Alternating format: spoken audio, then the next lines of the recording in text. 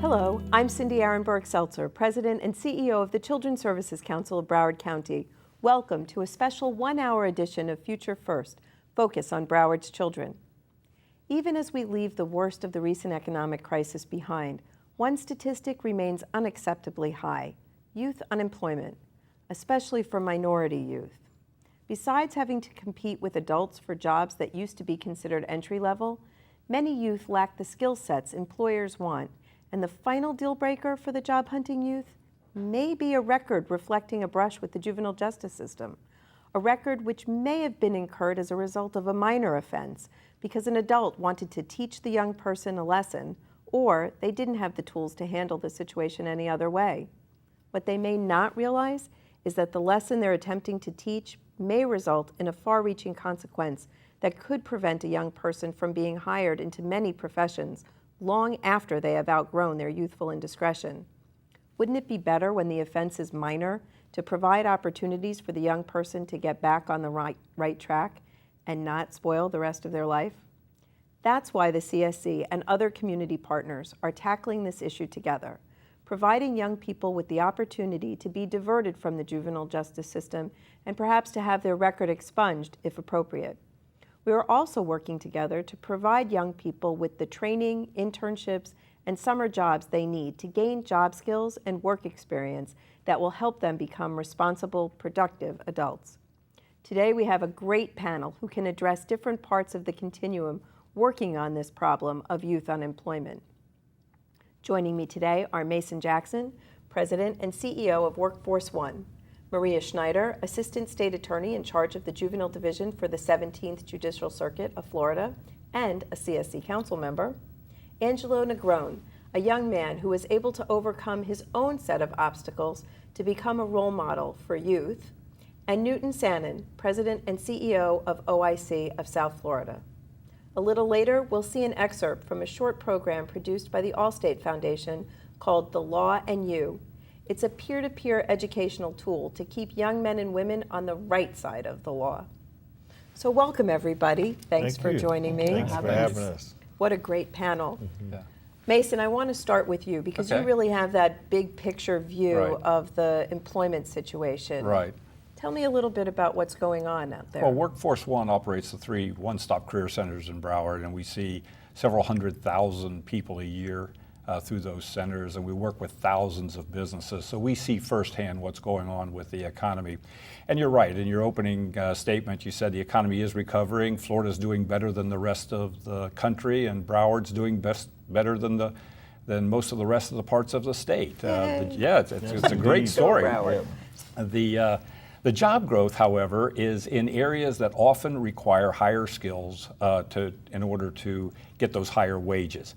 And those higher skills mean, in many cases, more education, more difficult kinds of jobs to get, and so forth. And there's more competition for those jobs.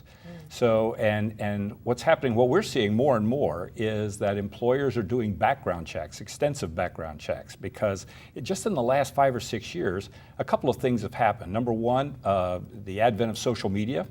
So employers are extensively now using social media to check people's backgrounds out.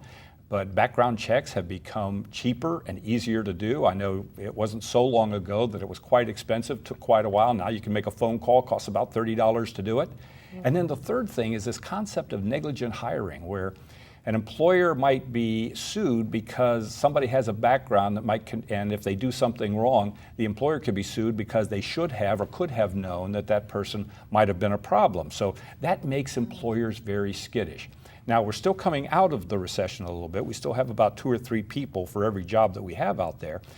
So an employer is going to pick the best person they can and somebody that's probably not going to give them a problem, or that they fear might give them a problem. So if somebody has a background problem or that something turns up in a background check, you're right. That's just put an anchor around their neck. It's going to make it extremely hard. And some professions, I believe, it's an outright bar. It's an outright, the largest job growth right now is in education and in healthcare. Those are the 2 biggest areas, and both of them require clean backgrounds. Maria, you've done a lot of work on trying to help young people who've wound up having a brush with the law wind up not having the scar follow them for the rest of their life. It's a difficult situation because I do believe in accountability. I do believe that when someone engages in behavior that's unacceptable, there should be a consequence. The problem is, what degree of consequence do we really want? And I think we all need to be conscious of the fact that, we need to have legislation that allows for young people who make minor mistakes to be able to move on from them. We're doing everything we can with a law that exists, but it really would be very good if we had some well thought out changes in existing law.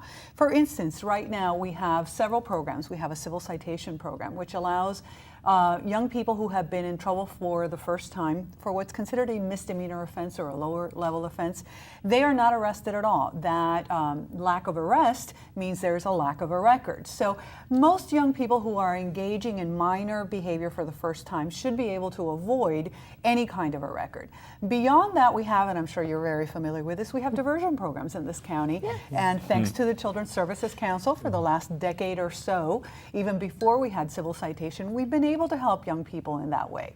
Diversion programs are basically a second bite of the apple. If a young person gets into trouble, again for minor offenses, I want to be clear that right. Accountability is important. So if someone is engaging in very, very dangerous behavior, then unfortunately they are going to have a record. But if someone is engaging in minor behavior, then the state attorney's office, we believe that they are entitled, as long as they voluntarily participate in efforts to make amends, to take responsibility for the actions, and hopefully to make better whatever contributing circumstances exist that may have encouraged or added to the bad behavior, then we allow them to participate in that, and no case is filed.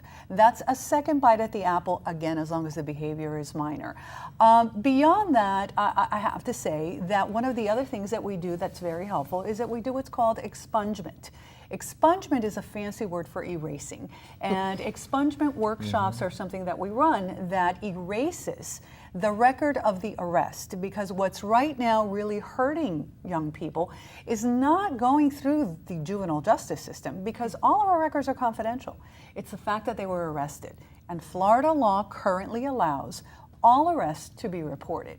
Recently, we've had a change in the interpretation of the law, which will keep misdemeanor arrests until there's at least a third one, or a fourth one actually, from being reported, which I think is very much a step in the right direction. But even if it's not reported, let me ask you, because I've filled out a lot of job applications in my time, and there's a question that usually says, have you ever been arrested? Yeah.